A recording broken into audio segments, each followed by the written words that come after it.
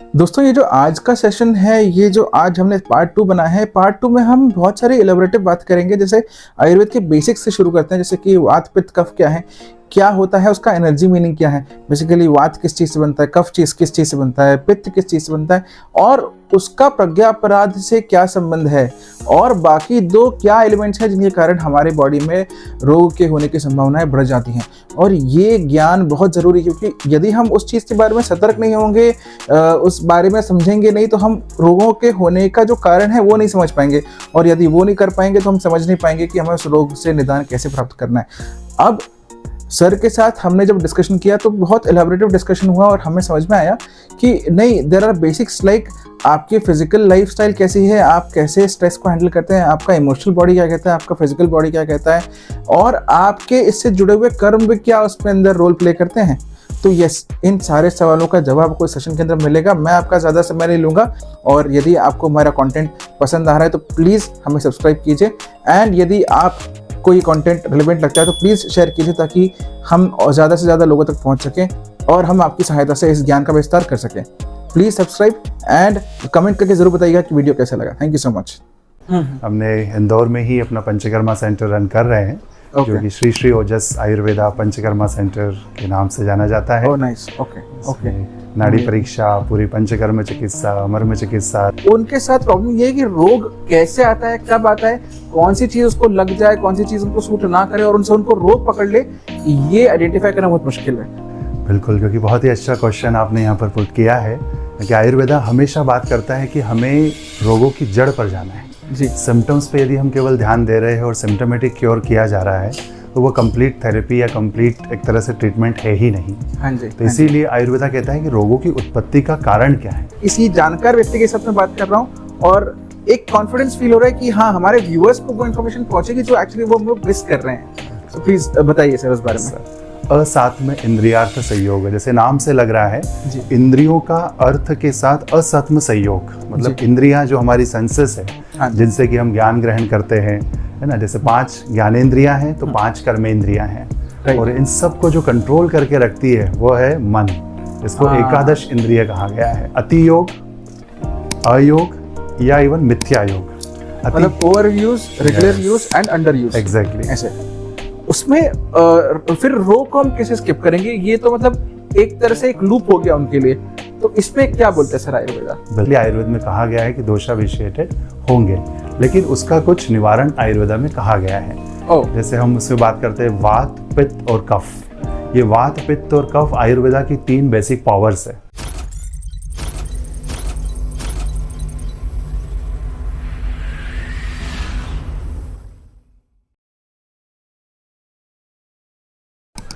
जैसे कि आयुर्वेदा में हम 3 बेसिक पावर्स की बातें करते हैं। हाँ जी। इसको हम आयुर्वेद में वात, पित्त और कफ कहते हैं जी। वात जो है आयुर्वेदा की आकाश और वायु तत्व से मिलकर के बना है। पित्त जो है वो डोमिनेटली अग्नि तत्व से बना है, और इसमें जल तत्व का एसोसिएशन है। और कफ जो है इसमें जल एंड पृथ्वी तत्व का एसोसिएशन है। तो जब भी, जैसे आपका प्रश्न था कि हम बहुत ज़्यादा ओवर स्ट्रेस करते हैं, जहाँ पर हम एक लूप होल में फंस जाते हैं, जहाँ करके भी हम अपनी जॉब प्रोफाइल को बदल नहीं सकते, वर्क प्रेशर होगा, तो अब हमें ये देखना होगा कि आपका जॉब किस तरह का है।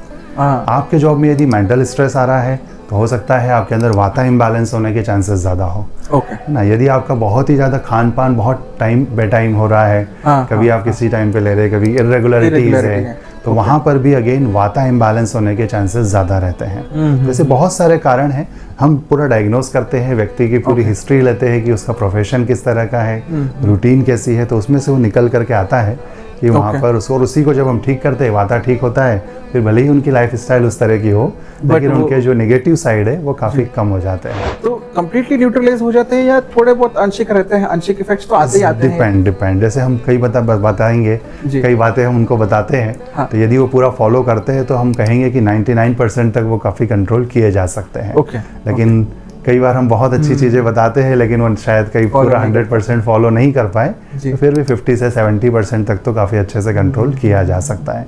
ऐसे ही पित्त का है, यदि किसी आजकल हम बहुत टारगेट ओरिएंटेड वर्क करने लगे, डेडलाइंस होती है, ओवर परफेक्शन आजकल जीवन में बहुत होने लगा है, तो बेसिकली स्ट्रेस, प्रेशर, तो वो पित्त को एग्रीवेट कर सकता है। तो ऐसे ही जैसे सेडेंटरी लाइफ स्टाइल रहने लगती है, जो कि आजकल बहुत कॉमन हो चुका है, तो वहाँ पर कफा विशेषण होने के चांसेस ज़्यादा रहते हैं। तो यहाँ पर इंद्रियों का ही असात्म्य जब होने लगेगा तो ये हमारे वाता पित्ता कफा इम्बैलेंस होने लगते हैं। अब जैसे आंखें हैं तो आंखें पित्त से जुड़ी हुई है, हम जो बोल रहे हैं ये कहीं ना कहीं वात से जुड़ा हुआ है, सुन रहे हैं तो ये भी थोड़ा वात से जुड़ा हुआ है। जैसे हम पंच शब्द कहते हैं, पंच शक्तियाँ हमारी है, पंच महाभूत जैसे हम कहते हैं, आकाश, वायु, अग्नि, जल और पृथ्वी।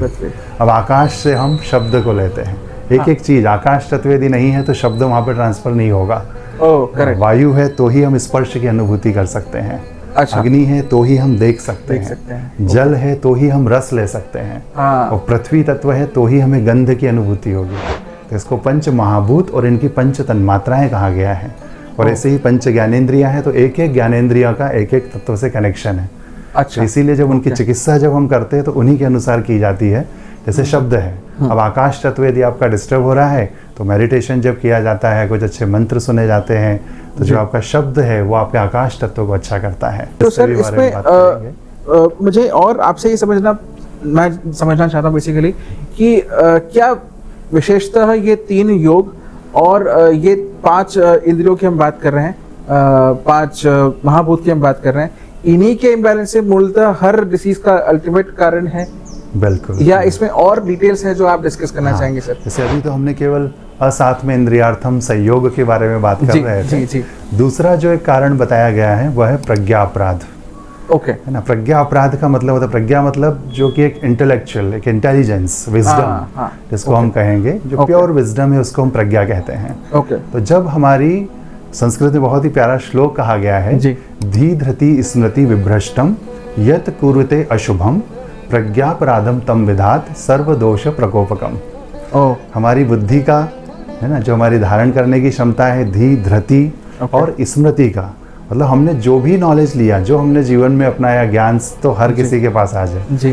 गूगल महादेव की बहुत बड़ी कृपा है ना, और यूट्यूब से भी हम सब बहुत ज्ञान देते हैं और आप भी बहुत सब तरफ से ज्ञान ग्रहण करते हैं। लेकिन कौन सा ज्ञान किस समय पे किस तरह से इम्प्लीमेंट किया जाए, कई बार हमें बहुत कुछ पता होता है लेकिन उसको फिर भी हम इम्प्लीमेंट नहीं कर पाते हैं। तो वही शास्त्रों में कहा गया है, धी धृति स्मृति विभ्रष्टम, धी धृति स्मृति का विभ्रष्ट हो जाना, और फिर उसके बाद में जो अशुभ हम करते हैं वही एक बहुत बड़ा रोग का कारण बनता है, क्योंकि उससे आत्मग्लानि भी होती है, है ना, अंदर से भी हम कहीं ना कहीं बहुत संकुचित महसूस करेंगे। तो जो भी गिल्ट कॉन्शियसनेस है या विक्टिम कॉन्शियसनेस है, वो आपके मन के ऊपर, आपके शरीर के ऊपर सब कुछ आपके चैनल्स को अवरुद्ध कर देती है। तो सर मैं इस पर थोड़े से एग्जांपल्स जानना चाहूँगा ताकि थोड़ा सा और कोरिलेशन मिले हमारे ऑडियंस को। बिल्कुल बिल्कुल। तो प्रज्ञा अपराध में जैसे हम एग्जाम्पल ले, हम सबको पता है कि हम शाम को जल्दी जितना खाना खा ले उतना हमारे लिए अच्छा है। करेक्ट, है ना। तो शाम को सूर्यास्त के बाद हम जितना लेट खाना खाते हैं उतना हमारी डाइजेस्टिव फायर डाउन होती जाती है। जैसे जठराग्नि, बिल्कुल, है ना। तो जठराग्नि हमारी डाउन होती जाती है सूर्यास्त के बाद, लेकिन हम फिर भी जाने अनजाने या किसी परिस्थिति के वश हम खाना लेट खा रहे हैं, तो हमें लगेगा कि हम बहुत लाइट खाना खा रहे हैं, ये तो हमें डाइजेस्ट हो जाएगा। लेकिन आयुर्वेदा में स्ट्रिक्टली कहा गया है कि सूर्यास्त के आसपास तक हमारा भोजन हो जाना चाहिए। प्रज्ञा अपराध उसको माना जाएगा, अपराध बिल्कुल माना गया, मतलब लॉस ऑफ इंटेलेक्ट एंड वो अपराध भी है एक तरह से, इट्स अ मिस्टेक, बिल्कुल, ब्लंडर एक्चुअली मैं कहूँगा। बिल्कुल बिल्कुल। Okay okay. तो ऐसे ही हमारे ऋषियों ने कई सारे हमें सद्व्रत बताए हैं कि हमें, जैसे हम पूजा कर रहे हैं, सूर्य को जल चढ़ा रहे हैं, कोई अच्छी चीज़ हम कर रहे हैं, कोई भी अच्छी डीड्स, बड़ों की हम सेवा कर रहे हैं, जिसको ज़रूरतमंद की सेवा कर रहे हैं, तो उनको तो हम लाभ दे ही रहे हैं, लेकिन साथ ही साथ हमारे अंदर भी कुछ खिलता है। जैसे गुरुदेव कहते हैं सेवा, है ना। तो साधना, सेवा, सत्संग की जो हम बात करते हैं, तो सेवा करके हम अपने आप के अंदर की जो एनर्जी है उसको खिलाते हैं, है ना, अपने आप में ब्लॉसमिंग होती है। लेकिन जब हम कुछ अपराध करते हैं तो वही सब कुछ सिकुड़ जाता है, वही सब कुछ संकुचित होने लगता है। तो उसका असर हमारे ब्रेन से लेकर के हमारे हार्ट, हमारे नर्व सिस्टम, इवन आयुर्वेदा में एक वर्ड कहा गया स्रोतस। तो स्रोतस is just like a channels. तो ये स्रोतस भी केवल स्थूल नहीं है, पूरे शरीर में ही नहीं है, इसको 13 टाइप्स के स्रोतस आयुर्वेदा में बताए गए हैं। अच्छा। तो इसमें हमारे जो जैसे उदक वह स्रोत है जिसमें जल प्रवाहित हो रहा है, रक्त वह स्रोत है जिसमें रक्त प्रवाहित हो रहा है। मतलब हम ये नर्व्स बोल सकते हैं क्या? नर्व्स तो केवल एक उसका पार्ट है, अच्छा। लेकिन स्रोतस एक बहुत बड़ा टर्म है, तो उसमें तो प्राण वह स्रोतस भी है, मनो वह स्रोतस भी है, इस तरह से। तो मतलब हम जो देख नहीं सकते वो भी स्रोतस के अंदर आता है। बिल्कुल बिल्कुल, जैसे मन को हम कभी देख नहीं सकते, लेकिन मन के प्रवाहित होने का भी एक स्रोतस आयुर्वेदा में बताया गया है। तो ये सब हमारे प्रज्ञापराध जब हम करते हैं तो हमारे साथ स्रोतस अवरुद्ध होते हैं, और जो स्रोतस के अंदर जो दुष्टि होती है, इसको स्रोत दुष्टि कहा गया है, वही बहुत सारी, हम तो कहेंगे सभी बीमारियों का एक कारण है। इसके लिए हम जब तो रोज़ ध्यान करते हैं, थोड़ा नियमित अपनी साधना करते हैं, जो भी हम ज्ञान फॉलो कर रहे हैं या जिस ज्ञान को हमने पाया है उसको मैक्सिमम यदि हम इम्प्लीमेंट करते हैं, तो आपने देखा होगा कि हम अंदर से बहुत खिले रहते हैं। एक इनर सेटिस्फैक्शन रहता है, ब्लिसफुल स्टेट रहता है। बिल्कुल बिल्कुल। जब वो पॉजिटिव एनर्जी रहती है तो फिर प्रज्ञापराध होने की संभावनाएं बहुत कम हो जाती है और अपने आप हम निरोगी होने लगते हैं। तो मतलब बेसिकली ये है कि हमारा लाइफस्टाइल हमारे लिए सिर्फ फिजिकल लेवल पे नहीं, but I think spiritual level पे भी वो इफेक्ट करता है। Definitely. And that flow of energy comes from spiritual level to physical level. Yes, बिल्कुल। दिस इज व्हाट मैं समझ पा रहा हूँ। बिल्कुल सही है। तो हमारा spiritual inclination is more important, understanding how कि वो स्पिरिचुअलिटी, यानी कि मैं जैसे आयुर्वेद के अंदर भी विधियां दी गई, जैसे आपने अभी एग्जांपल दिया कि रात को शाम को सूर्यास्त से पहले तक खाना खा लेना चाहिए, ऐसी बहुत सारी विधियां होंगी जिसपे आयुर्वेद बात करता है। बिल्कुल बिल्कुल। और मतलब फिर कैसे ऑडियंस या हमारी जनता को कैसे पता चलेगा कि उन्हें कहाँ रेफर करना चाहिए इनके बारे में, या इन चीज़ों को, या चलिए हम रेफरेंस की बाद में बात करते हैं। हम पहले समझते हैं कि हमें ये तो समझे कि एटलीस्ट अगर लिस्टेड 10, 15, 20 व्हाटएवर काउंट का हमारे पास अगर एक इंस्ट्रक्शंस लिस्ट है आयुर्वेद के अंदर, तो उनके कारण क्या रोग हो सकता है, तो एटलीस्ट उन्हें एक मोटा मोटा मार्गदर्शन मिलेगा कि भाई हाँ, मैंने ये, मेरे लाइफस्टाइल में ये प्रॉब्लम है, तो बिकॉज ऑफ विच ये प्रॉब्लम मुझे हुई है। ऐसा कुछ थोड़ा सा कोरिलेशन। आपकी जिज्ञासा बहुत सही है और ये जिज्ञासा होना भी चाहिए। हमारा इंटेंशन ही है कि ये जिज्ञासा सब में जागृत हो। जी जी। क्योंकि आयुर्वेद केवल एक मेडिकल साइंस नहीं है। हाँ जी। आयुर्वेद आयु का वेद है। हाँ। और जो भी जीवित है उसके लिए आयुर्वेद जरूरी है। बिल्कुल, है ना। भले ही आप एलोपैथी फॉलो कर रहे हो, भले ही आप दूसरी कोई सी भी पैथी फॉलो कर रहे हो, जहाँ जरूरत है आप उसको करिए, लेकिन आयुर्वेद तो हर व्यक्ति को फॉलो करना चाहिए या करना पड़ेगा। बिल्कुल बिल्कुल। है ना, क्योंकि आयुर्वेद आज का नहीं है, शाश्वत कहा गया है, अनादि है ना। जब कहा जाता है कि सृष्टि उत्पत्ति हुई थी, उसके पहले ही ब्रह्मा जी ने देखा था कि शरीर बनेगा। तो शरीर की परिभाषा क्या गई? शीर्यते इति शरीरम, जिसका हर पल शरण हो रहा है वो शरीर है। अच्छा। तो जब शरीर का शरण होना निश्चित है, शरण यानी कि क्षीण होना, डीजनरेशन, है ना, उसका क्षय होना। हाँ। तो जब डीजनरेशन होना निश्चित है, तो इसको कैसे हम मिनिमाइज कर सके? हाँ। जैसे हम उम्र के हिसाब से ढलते हैं, कुछ मौसम के हिसाब से उस पर भी हम जैसे ढलते हैं, सब कुछ चेंज होते हैं। तो ऋषियों ने, हमारे महर्षियों ने, हमारे भगवान ने, सब ने ये पहले ही संकल्पना कर ली थी कि हमें एक ऐसे ज्ञान की, एक ऐसे विज्ञान की जरूरत पड़ेगी जिससे कि हम इनमें आने वाली आधियों को, व्याधियों को, रोगों को, सबको शमन कर सके। आई थिंक हम इस पे आयुर्वेद बना, हम इस पे दिनचर्या, ऋतुचर्या पे भी सेशंस करने वाले हैं। तो please do not forget to subscribe us, हमें सब्सक्राइब कीजिए ताकि ऐसे इंपॉर्टेंट और मेरे ख्याल से बिल्कुल डाउन टू अर्थ इन्फॉर्मेशन, बिल्कुल ऐसा इन्फॉर्मेशन जो आप डाइजेस्ट कर सके, इस लेवल तक हम आयुर्वेद को ब्रेक डाउन करेंगे और सर के साथ डिस्कस करेंगे।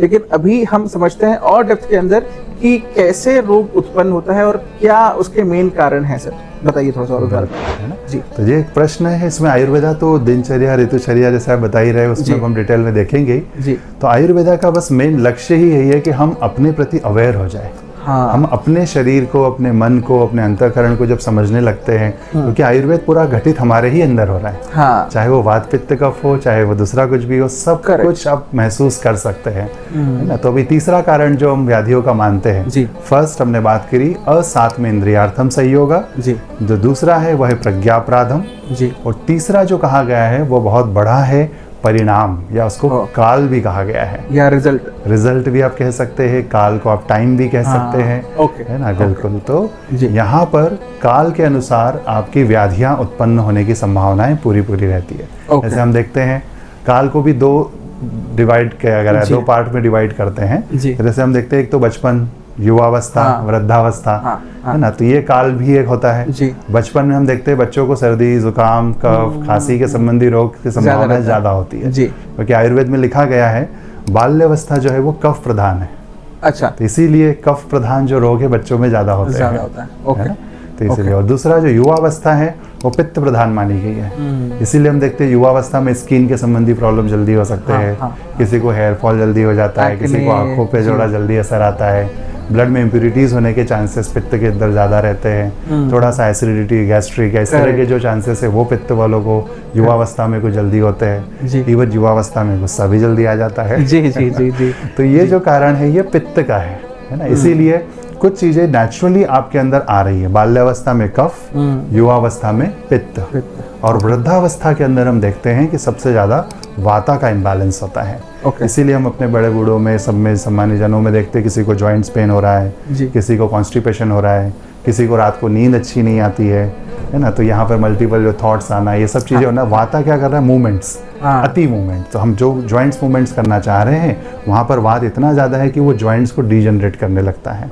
तो वाता के कारण जो ड्राइनेस आ रही है, क्षय हो रहा है, उसके कारण वहाँ पर उन्हें प्रॉब्लम्स हो रही है। तो सर नींद, मैं आपको यहाँ थोड़ा सा ब्रेक करूंगा। मुझे थोड़ा समझना है कि हम बाल्यावस्था किस एज ग्रुप को मानते हैं, हम यूथ का जो एज जनरेशन वो क्या हम मानते हैं, और जो वृद्धावस्था है उसको हम क्या एज ग्रुप कंसिडर करते हैं? आयुर्वेद क्या बोलता है? बिल्कुल बिल्कुल। वैसे तो इसमें हमारे आश्रम बताए गए हैं, ब्रह्मचर्य आश्रम, गृहस्थ आश्रम, वानप्रस्थ आश्रम और संन्यास आश्रम।